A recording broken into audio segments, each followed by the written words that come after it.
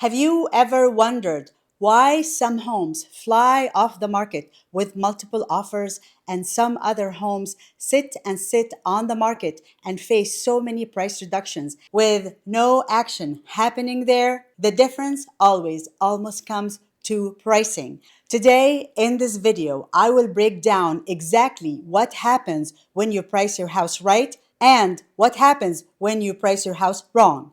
Hi, this is Heba Rayan. I am a realtor with Coldwell Banker in Danville in the East Bay, and I was a former real estate appraiser. I have seen firsthand how certain pricing strategies can either set sellers for success or cause months of frustration and lost money.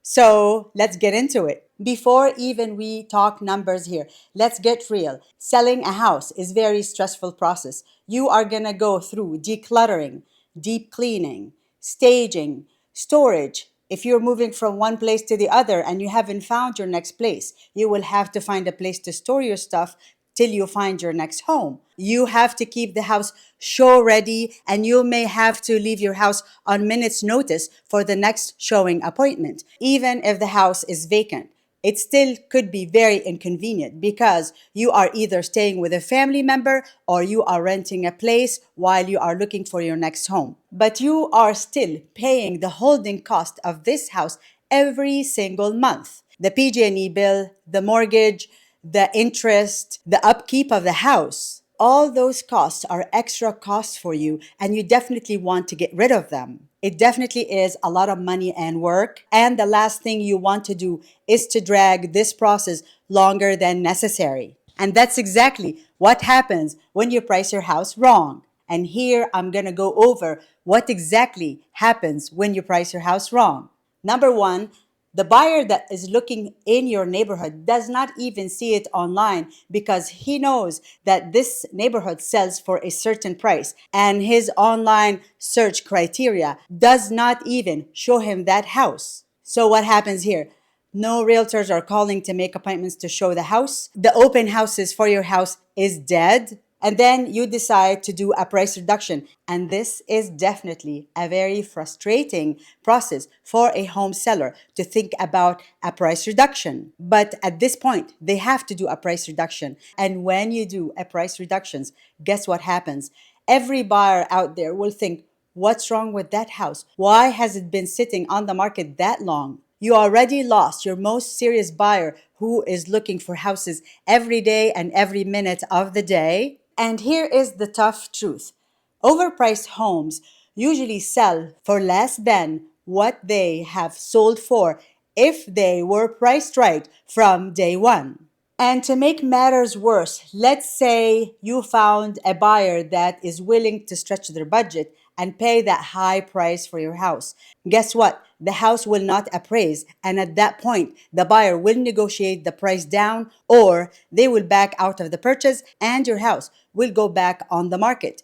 So instead of pricing your house right and getting super excited about getting calls from realtors want to show your house by appointment to their buyers, those are the serious buyers, and you are getting excited about getting multiple offers and your realtor is negotiating for you the best terms and the best price for you. The house been sitting on the market for months.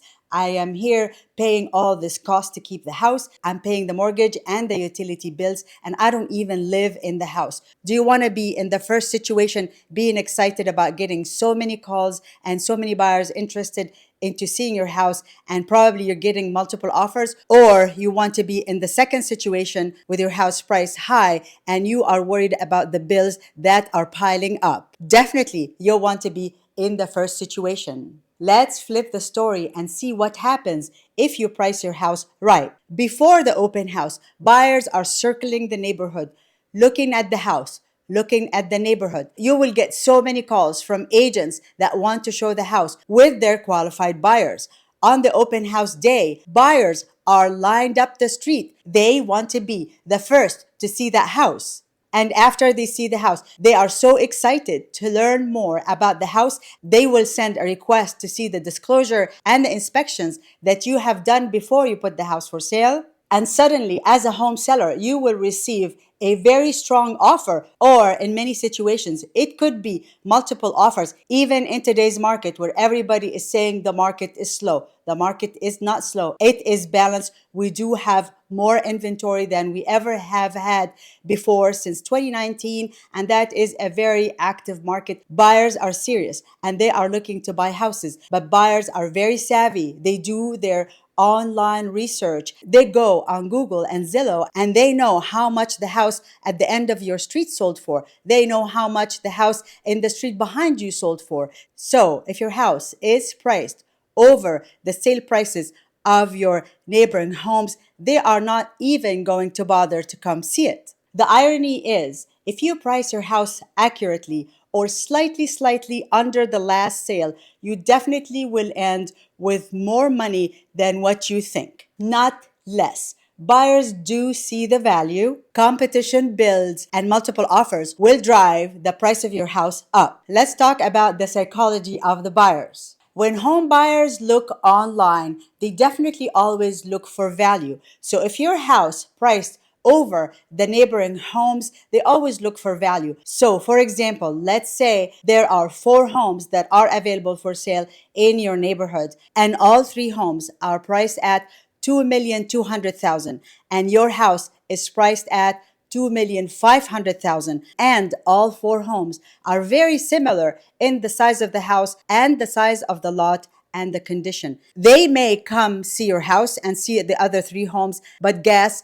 which homes are getting the offer and which homes are going to close? Definitely those other 3 homes. Now let's talk about what is a good pricing strategy. Definitely know the local market. In some situations, homes that are 2 streets apart can have a total different value. You have to know your competition, not just the sold homes. You want to know what is pending and why, how many days was that pending house was on the market before it went pending. You want to know how many homes are active in your neighborhood and available for sale, and what exactly is the condition of those homes. A house that is totally remodeled, top notch, everything, appliances, flooring, paint. That house provides a whole different value to the buyer than a house that is basic. If your home is totally updated, the value is definitely much higher than a house that is basic.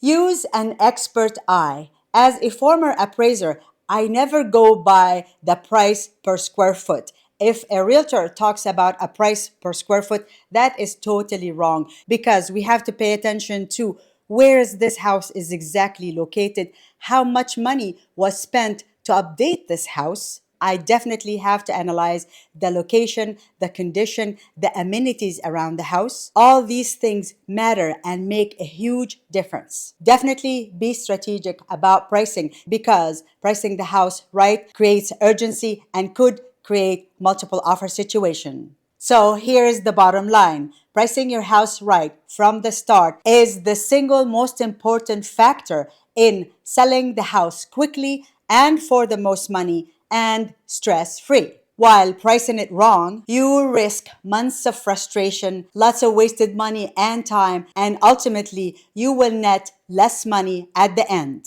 If you are thinking about selling your house in my area and you want to learn about my proven pricing strategies that will get buyers so excited about your house from day one, reach out to me. I would love to help. This is Heba Rayan. I am a realtor with Coldwell Banker in Danville in the East Bay, and I was a former real estate appraiser. Thank you for listening.